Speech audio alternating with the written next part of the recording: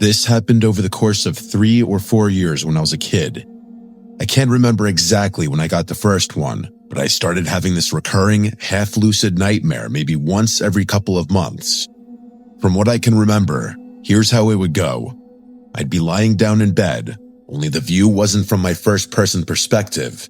Instead, I'd be looking down at myself from the ceiling, like I was viewing my own bedroom through a security camera feed. The out-of-body dissociation always freaked me out. I'd try to float or swim towards my body, but I was never able to move beyond swiveling my head to look around the room. I was half lucid, so I knew it was a dream, but that didn't make me any less scared. After calming myself down, I'd start noticing strange things about my bedroom.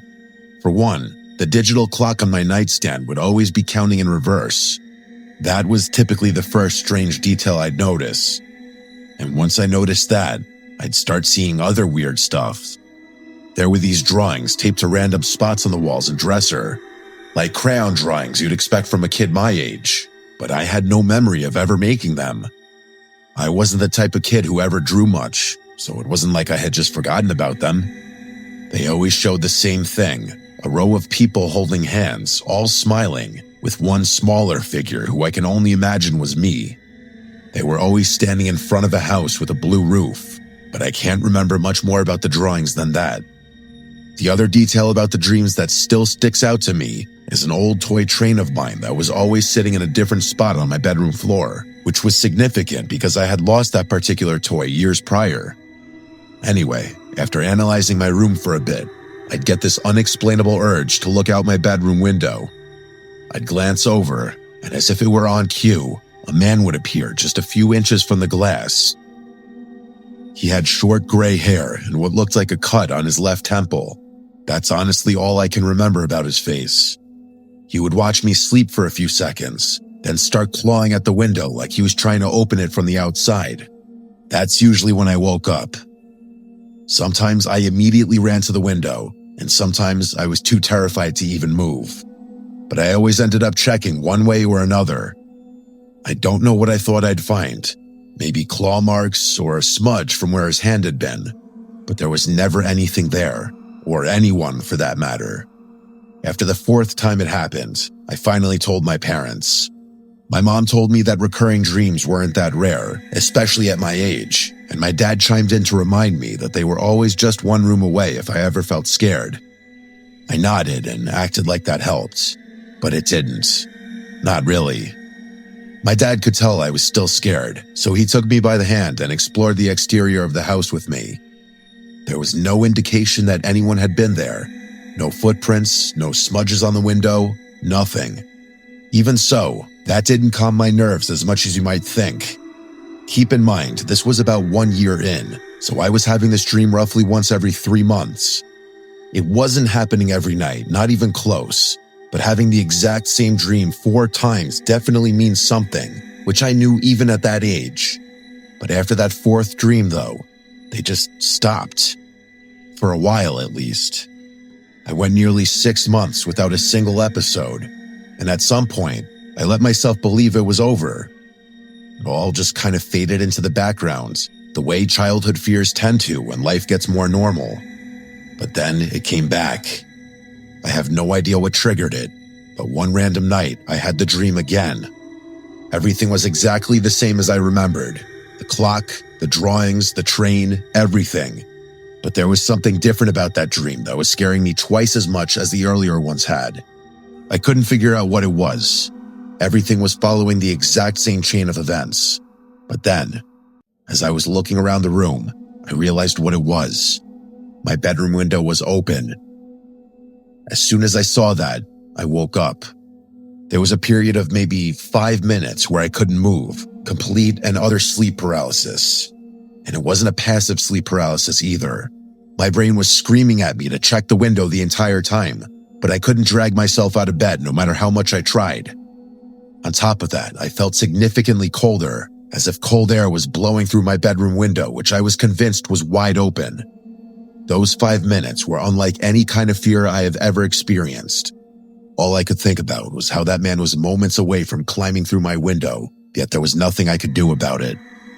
When I finally regained control of my limbs, I forced myself over to the window, confirming that it was locked. I couldn't fall back asleep that night. I was too scared. I'm not sure how I was even able to function the following morning.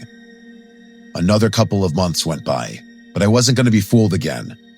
Every night before I went to bed, I thought long and hard about the dream in an attempt to brace myself for having it again.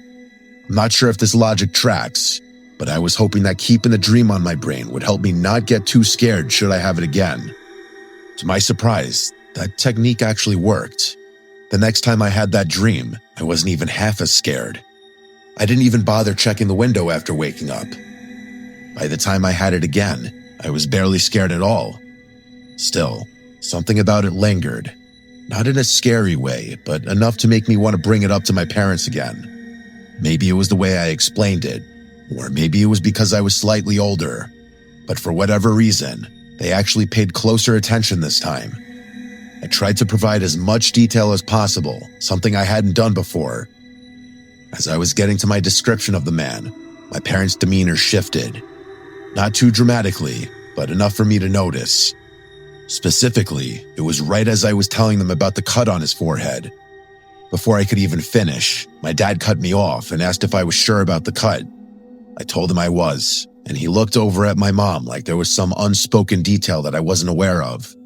I asked my parents what was going on, and they assured me that everything was fine. Not wanting to upset them, I didn't inquire further. But from that point on, I started wondering if there was more to the story. As it would turn out, a few days after that conversation, my parents sat me down and came clean. It wasn't some dramatic reveal or anything. They just said there was something they wanted to tell me. My mom did most of the talking.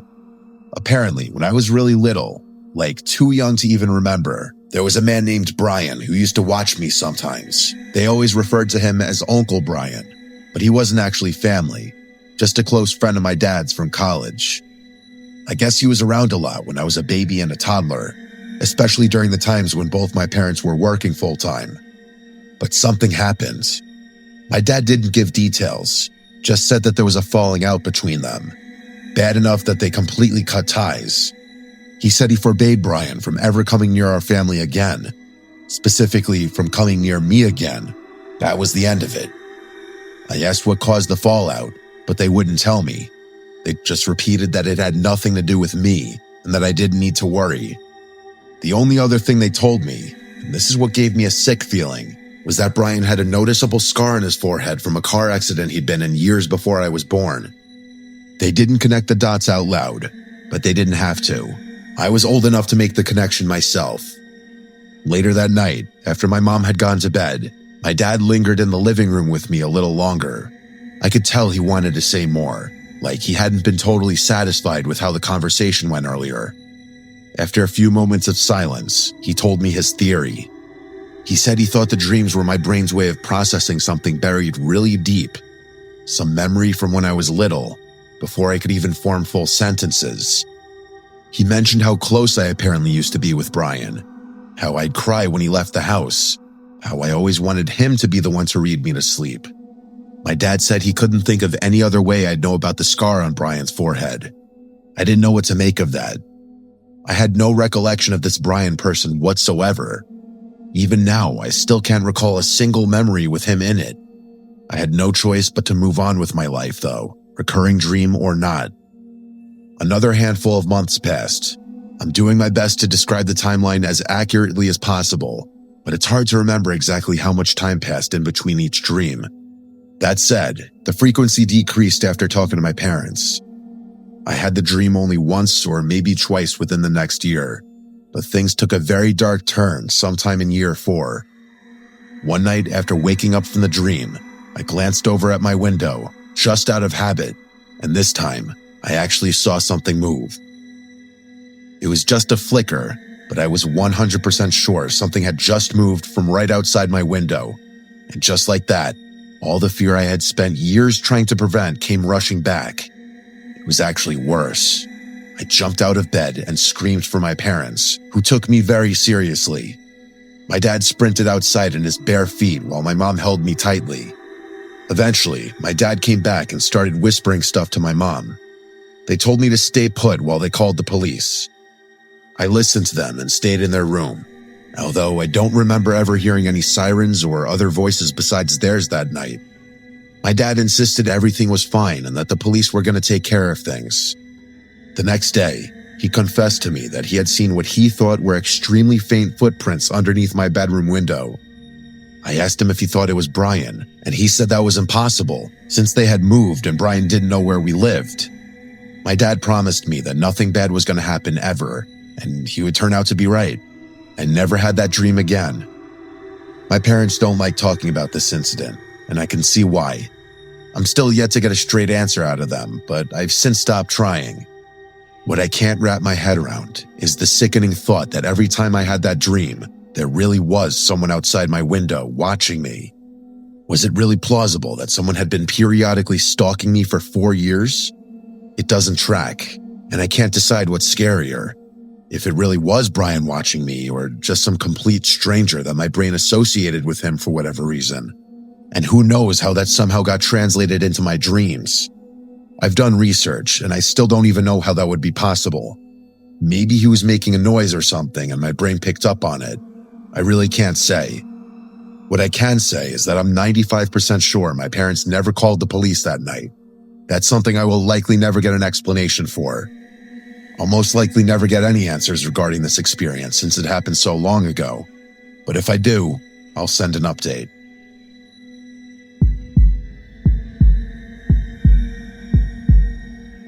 This happened a couple of years ago, right before school ended. It was the last day of 8th grade. It was exactly what you'd expect on the final day of middle school. Excitement and bittersweet goodbyes. Everyone was running around, scribbling signatures and cheesy messages in each other's yearbooks. My middle school was huge, easily over 1,000 students. So to keep things manageable, the teachers collected our yearbooks and passed them around to different classrooms, making sure everyone who wanted to got a chance to sign. I'm sure you could see how that could create problems. Anyone who wanted to could write whatever they wanted in anyone's yearbook. The teachers tried their best to prevent things from getting out of hand, but I knew a few kids who wrote some mean messages to people they didn't like. At the end of the day, when I got my yearbook back, I flipped through the pages eagerly, reading all the goofy notes from my friends. But as I scanned the pages, something caught my eye. There was a signature below the face of someone I had never seen before. His name was Samuel Robinson III, a name I'm going to remember for as long as I live. The message he wrote was short, simple, and honestly a bit unsettling. It read, "Hags, I'll be seeing you again." I stared at the page, confused out of my mind. I'd never even spoken a single word to this Samuel kid. It wasn't like there was anything I could do about it, though. The school year was over, so I couldn't see him even if I wanted to. I just chalked it up to some weird kid being weird, or maybe an honest mistake. Either way, I stopped thinking about it. A few hours passed, and before I knew it, I was at home hosting a sleepover in my basement with my best friends Kevin, David, and Kieran. The 4 of us ate Doritos and played Call of Duty all night. My parents' bedroom was 3 floors above us, so we didn't have to worry much about keeping the noise down. We were messing around on my dad's rowing machine sometime just before 2 when we heard a sharp knock at the storm door. The sound instantly silenced us. Who the hell would knock on the storm door? It must have been someone who either didn't want to wake my parents up or knew we were down there, or both. It didn't make sense. The person kept knocking in the same rhythmic pattern. I could tell Kieran was about to say something, and I couldn't stop him in time. In a loud and assertive voice, he asked who was there.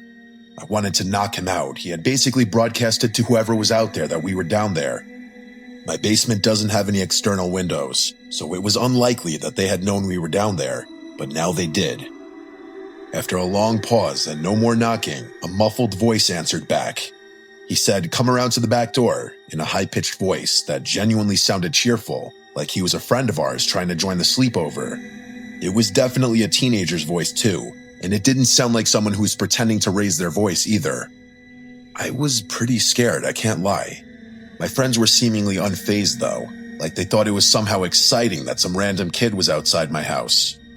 They insisted that I at least check it out, and even though I didn't want to, they pressured me into it. We crept upstairs, careful not to make too much noise.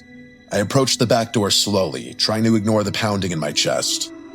Through the narrow glass pane beside it, I could see a shadowy figure standing under the dim light. I got a little closer, and his face came into view.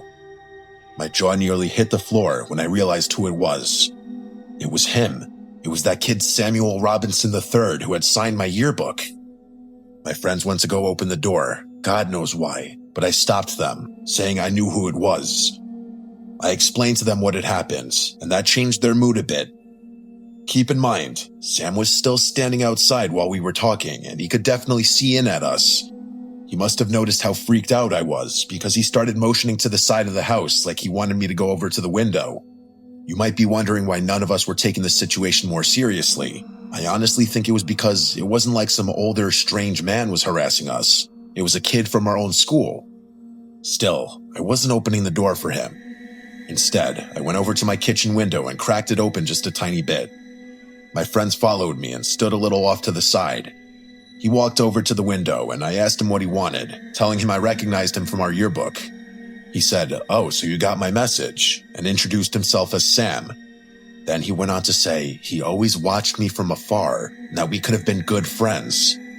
I agreed with him just so that I wouldn't piss him off, but there was 0% chance I would have been friends with this kid given any circumstances. I didn't want to press him right away, but I had to know, so I asked him how he knew where I lived. He didn't respond, and I didn't know what to say. Before I could de-escalate the situation, David called him a creepy stalker and told him to piss off. Sam's smile disappeared.